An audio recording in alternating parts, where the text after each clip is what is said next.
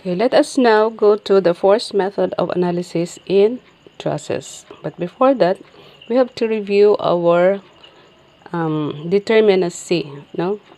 So, a truss is determinate from our criteria. B plus R is equal to 2 times J. Then, the truss is determinate. Okay? So, we define B. B is the number of members of the truss. R is the number of unknown support reactions. And J is the number of joints. So if B plus R is equal to 2J, then it is determinate. If B plus R is less than 2J, unsa ni? This is unstable. So the truss is unstable. Whether it is determinate or indeterminate, if B plus R is less than 2 times the number of joints, then the truss is unstable. Now, if B plus R is greater than 2J, then it is indeterminate. So the truss is statically indeterminate. Okay?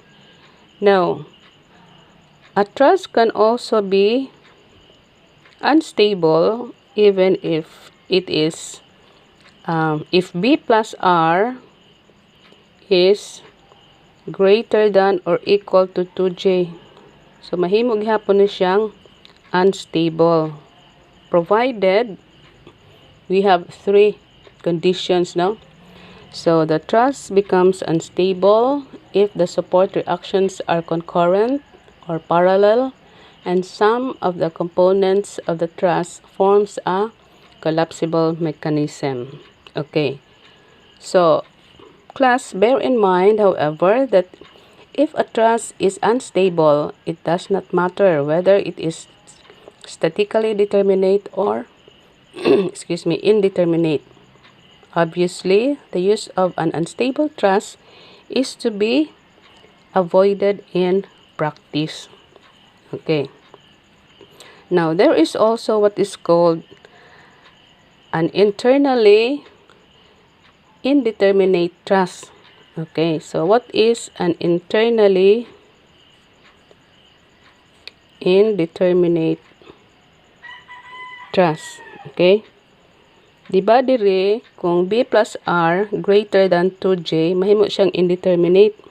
Kaning B is the number of members, R is the number of unknown support reactions. So ito pa, bisag asa ani nilang duha, kung mula pa sa 2 times J, maunay makapa indeterminate sa imong structure. Kaning B kay number of members, kaning R is the number of unknown support reactions. Kung moingon ganit tag internally, so it is caused by more than ang numbers sa ijang mga members. Okay, so for example, you have this truss.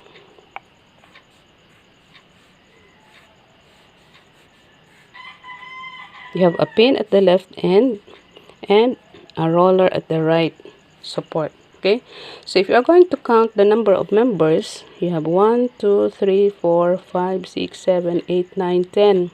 So B is equal to 10. And the number of support reactions, you have a pin, so 2 unknowns, and a roller, you have 1. So all in all, you have 3 unknown support reactions. And the number of joints, 1, 2, 3, 4, 5, 6, no? So if you're going to add the number of members plus the number of support reactions, is it greater than 2 times the number of joints? So 2 times 6, this is 13, greater than 12. So the difference of them is 1. So therefore, the truss is statically indeterminate to the first degree. So ang nakapa-indeterminate niya kay sobra siya og members. So kani X bracing diri may nakapa-indeterminate. So mao nang gitawag siya og internally indeterminate truss. Okay. So, naapoy giingon nga externally indeterminate truss. Okay. So, ang externally is when you have more daghan imong mga unknown support reactions. So, for example, you have this truss. Okay. Okay, you have a continuous support. So, na kay roller diha, na po kay roller diri.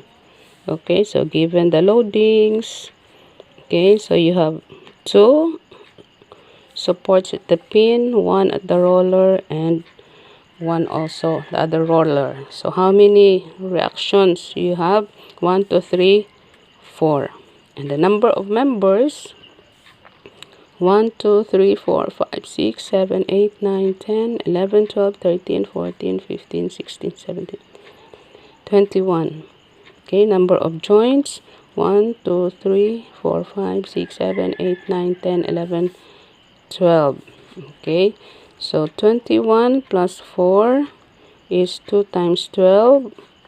Okay, so this will be 25 is greater than 24.